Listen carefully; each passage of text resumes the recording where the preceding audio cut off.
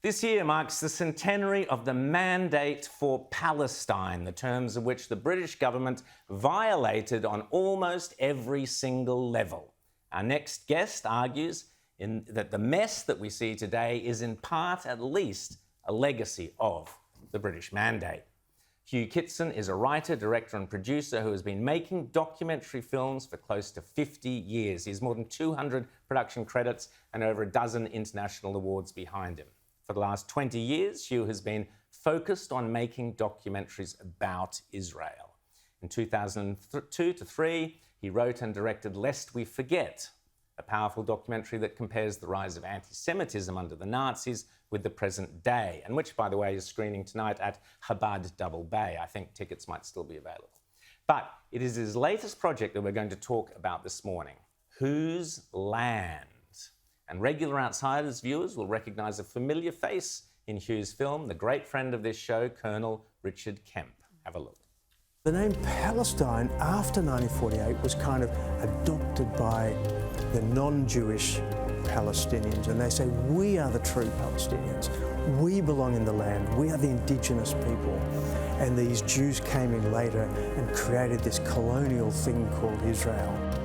So what historic and legal claim do the Palestinian Arabs have over Jerusalem and the land of Israel?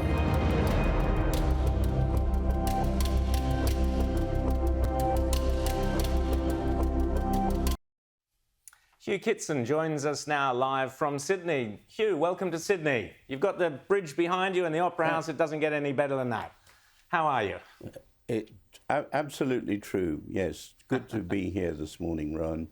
I'm well, thank you. Excellent. Now, your film, Whose Land, with Richard Kemp, tell us how you came to make it. Tell us the thrust of it and the problems you've had with it. But give us the gist of it. Well, basically, anti-Semitism is based on lies. And there is no other nation in the world that has its right to live in its historical land and to claim sovereignty over its historical land being challenged in this way. Now, going back to just before the Mandate, you had the San Remo Conference, which recognized the Jewish right to reconstitute their ancient homeland. And this is in the preamble of the document, the Mandate document that you just mentioned. They had the right, legal right, to reconstitute the homeland that they had once had, which, by the way, 3,000 years ago was a kingdom. And that was recognized by the League of Nations at the time. It wasn't just a simple majority of the countries involved in the League of Nations. It was actually it was a unanimous vote of all 51 nations. And Israel's right to reconstitute their homeland, now the State of Israel, is enshrined in international law to this day. And in fact, the UN Charter recognized that as well, Article 80 of the UN Charter. So to challenge it is really nonsense. And people quote international law today, what they think is international law, and say that the Jewish presence in Judea and Samaria, which is actually the historic heartland of the Kingdom of Israel, as it was, is illegal. Rita. Just crazy. Well, there are a lot of major misconceptions about Israel, and not helped along with reports like the one we saw recently from Amnesty International saying Israel is practicing apartheid. How can we counter some of this misinformation that feeds into the anti-Semitism we're seeing? Well, I'm very thankful to see that the US State Department has denounced the Amnesty International document, and so has the Australian government. I believe the British government has as well. Excuse me, the earpiece is falling out. and the German government has denounced it, and even many Israeli Arabs who live in Israel have denounced it. Apartheid just is a plain and simple lie. James. How concerned are you, Hugh, about the rise of anti-Semitism in Australia and particularly in some migrant communities? I saw, and we reported at the Daily Telegraph, my newspaper, last year, about videos emerging from Western Sydney where people were having basically rallies, anti-Israel rallies, pro-Hamas, Hezbollah-style rallies where they were chanting death to Israel and all of this sort of thing. How concerned are you that this problem is once again rearing its horrible head in Australia? Well, at the time we made Lest We Forget, while there was anti-Semitism, it was nothing like on the scale that it is today. And it's very concerning.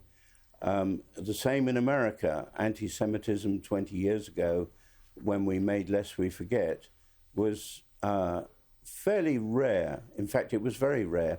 In the UK and in Europe, it's another matter. But this is a worldwide thing that's going on, and I'm very concerned about it because in so many respects it seems to be a repeat of the 1930s all over again.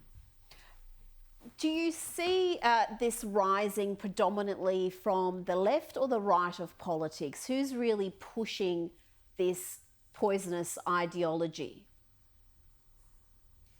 Well, there is anti-Semitism on the extreme right, neo-Nazism, but that is not the main problem. It is basically now the left of the political spectrum, and I live in the UK, and we saw Jeremy Corbyn denying anti-Semitism at all. I don't think he knew what anti-Semitism was.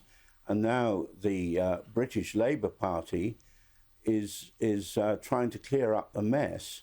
And in fact, Jeremy Corbyn's not even got the Labour whip in Parliament anymore. It is a massive problem on the left, unfortunately.